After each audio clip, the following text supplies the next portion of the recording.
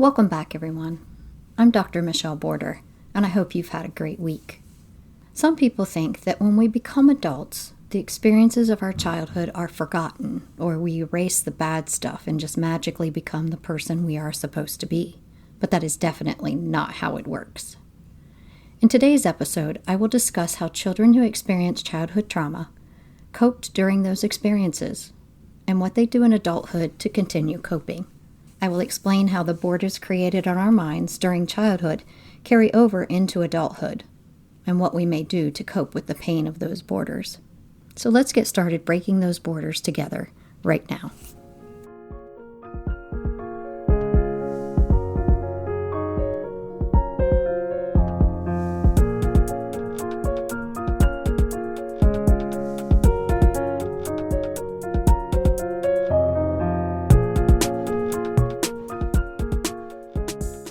Some people assume we forget or outgrow childhood trauma, but the truth is, when someone experiences trauma as a child, it can lead to physical and mental struggles that affect their entire life.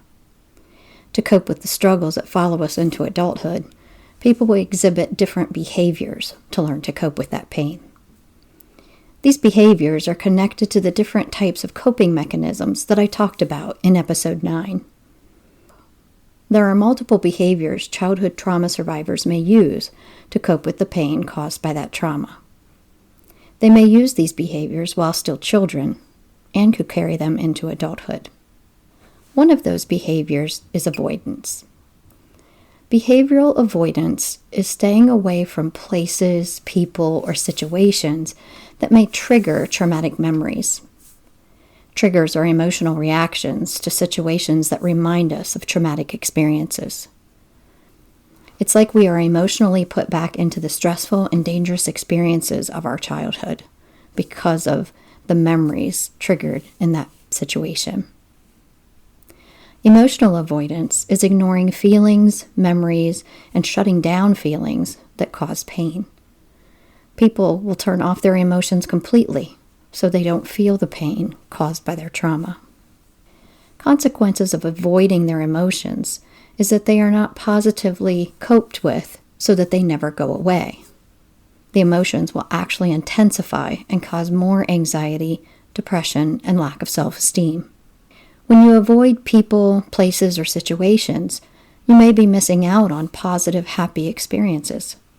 Holding on to negative feelings can cause physical problems like chronic pain, digestive issues, and could lead to possibly substance abuse to ease the pain that isn't dealt with. Self-harm is another coping behavior. While there are many reasons why people self-harm, the most common cause is childhood trauma.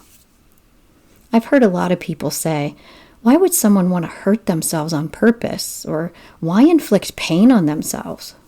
Part of the reason why people self-harm is that it can be a coping behavior. That is because of how your body processes and reacts to pain.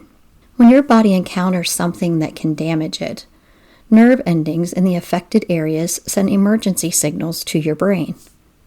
One of the things your brain does in response to those signals is to release beta endorphins. These are chemicals in the body that relieve pain and boost the mood. These chemicals trigger a domino effect that makes you feel better for a short time, but the effect doesn't last very long. Therefore, people who self-harm may use it more and more to try to feel better. People who self-harm have described it as emotions building up like a pressure cooker. The pain inflicted on themselves causes a release of those emotions. One way this is a coping behavior is because they are trying to feel in control of their life. I've talked about, as humans, we have an innate need to have control in our lives. When that is not given in childhood through healthy learning experiences by our parents, we search for ways to find something we can control. Inflicting pain on themselves is a way to control when and how it will be done. Another way this is a coping behavior is because they think it is a way of punishing themselves. Children who experience trauma are given ideals that they are bad or unworthy. So they build that border in their mind and may decide that they deserve punishment for being so awful and deserve to feel the pain. This coping behavior is used to relieve unbearable emotional distress. Like I said, the brain releases pleasure chemicals when feeling pain, so the unbearable feelings get some release. People may also self-harm to communicate distress or to show that they are feeling pain, emotionally and physically.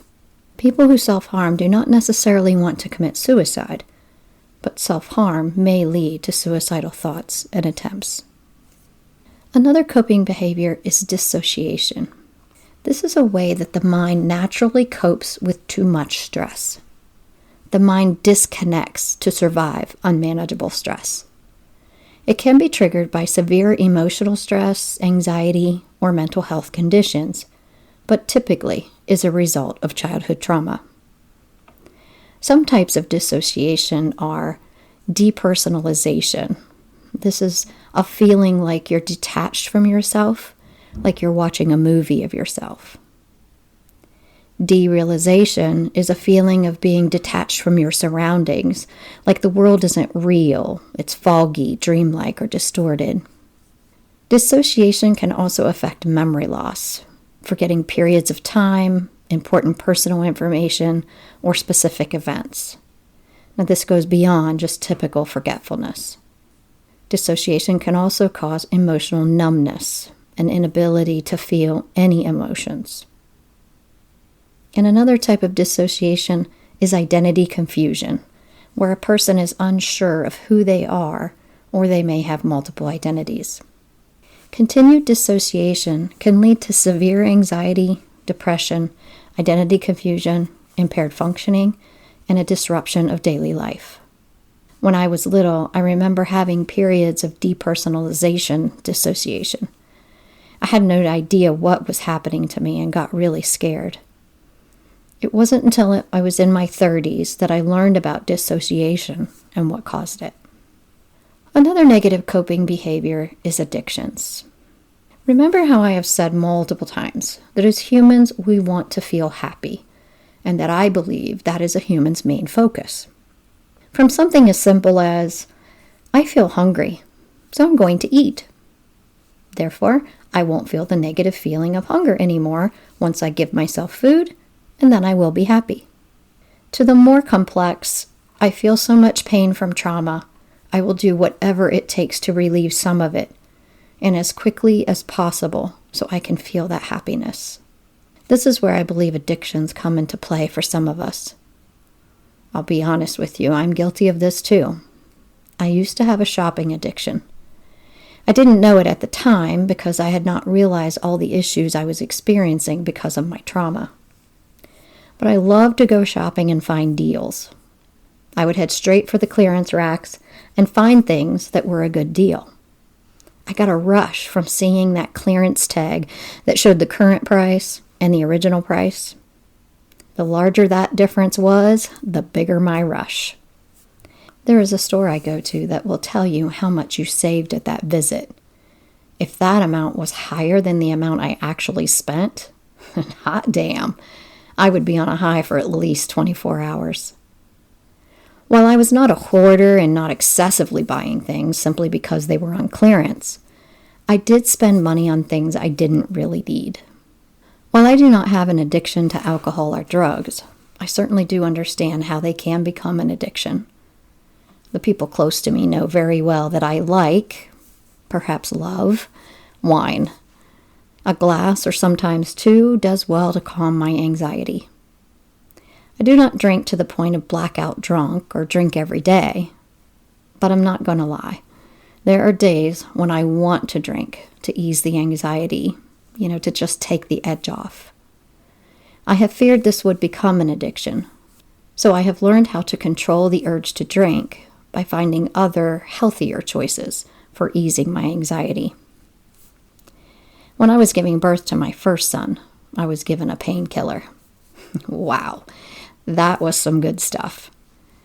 I thought at the moment that it kicked in, now I understand why people get addicted to drugs. It was a strong feeling of peacefulness, happiness, and euphoria that I had never felt in my life.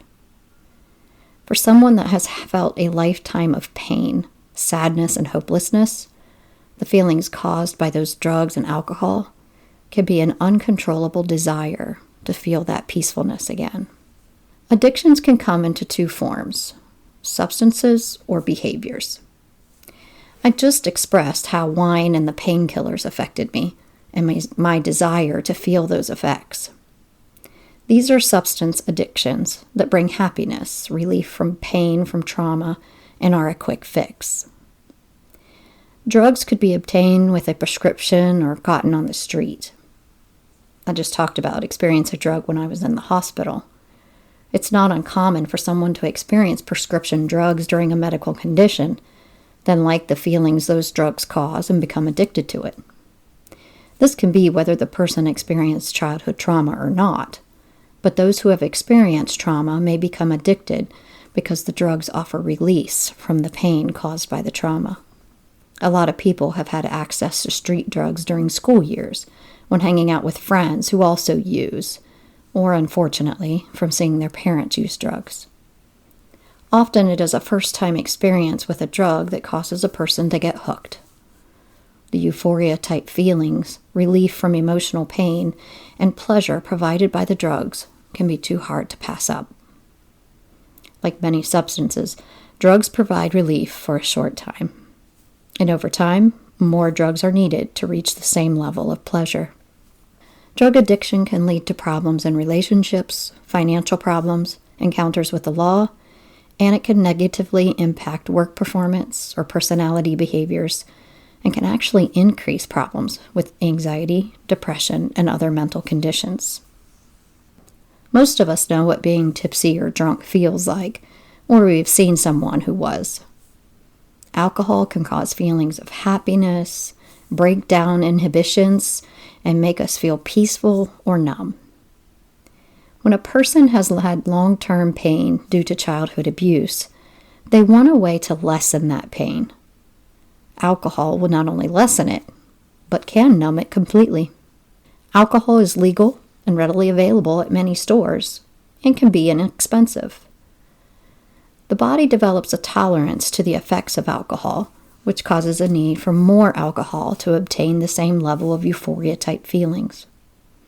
Alcohol may be chosen over drugs because of its easy access, affordability, social acceptability. It's all right to have a beer with the game or a drink at dinner, and because it's legal. Like drug addiction, alcohol addiction can lead to problems in relationships, cause financial problems, encounters with the law due to drinking and driving or violent behaviors when drunk, and it can negatively impact work performance and personality behaviors. It can also increase problems with anxiety, depression, and other mental conditions. Nicotine is another addictive substance. Nicotine is a chemical found naturally in tobacco plants, but can also be created synthetically. It provides a fast-acting, pleasurable, and calming effect on the brain that leads to addiction. The brain builds a tolerance, causing cravings for more to achieve those feelings of pleasure. Nicotine can be found in cigarettes, cigars, snuff, and vapes. All of these devices are relatively inexpensive, legal, and easily obtainable. Long-term use of nicotine can cause physical illness to the heart, lungs, and brain, and is one of the leading preventable causes of cancer. Food and drinks can also be addictive substances. Foods containing high fat and sugars release pleasure chemicals in the brain. Some foods can be connected to positive memories and are considered comfort foods. We are likely to eat comfort foods when feeling anxious or sad. Drinks containing caffeine can also stimulate the pleasure part of the brain. Without realizing it, people may have become addicted to these food or drinks because of the substance's ability to release chemicals in the brain that will provide relief from pain and stress. Unfortunately, healthy foods do not produce this same stimulation. Therefore, physical problems can occur from eating or drinking too much fat, sugars, and caffeine. Just like drugs and alcohol, the pleasure from food is short-lived and does not really help the issues that are causing the pain. The other type of addictions are behaviors, things we do that provide a release for the pain from trauma. I'm going to tell you some examples, and then we'll explain why these are coping behaviors.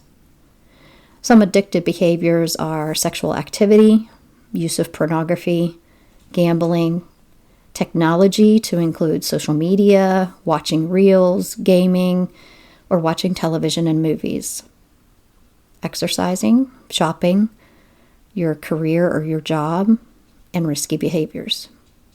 All of these behaviors release pleasure chemicals in the brain, giving us a temporary high.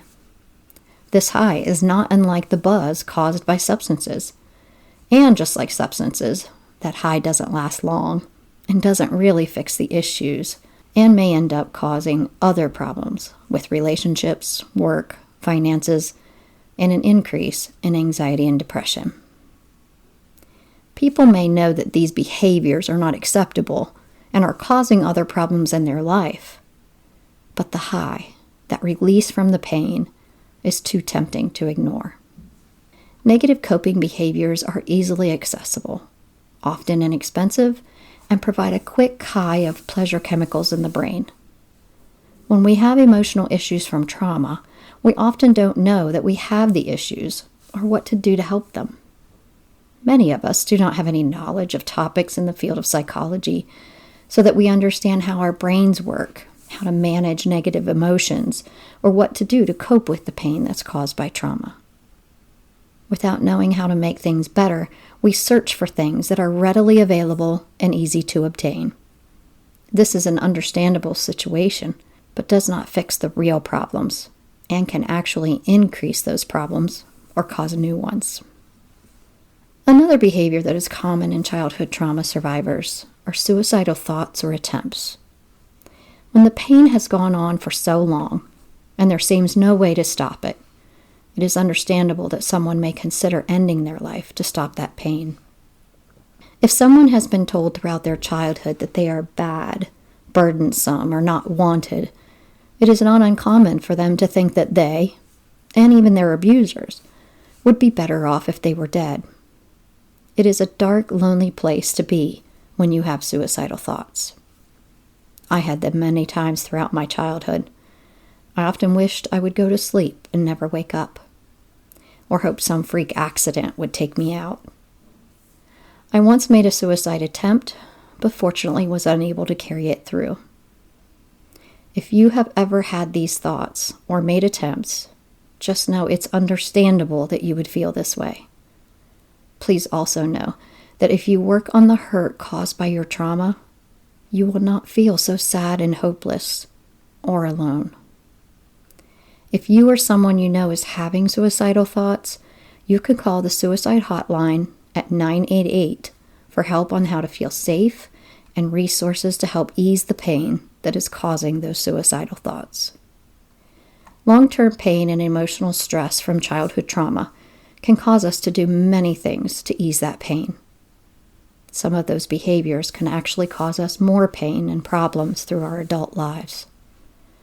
I will add a journal prompt for this episode on my website at breakingourborders.com that can help you look at your behaviors and see if they are causing you more stress, and to think about what may be causing those behaviors. In my next episode, I will talk about the healing journey and positive behaviors that can help us along that path. Please continue to listen to my podcasts on your favorite podcast provider, and follow me on Facebook, Instagram, TikTok, and YouTube. Thanks for listening.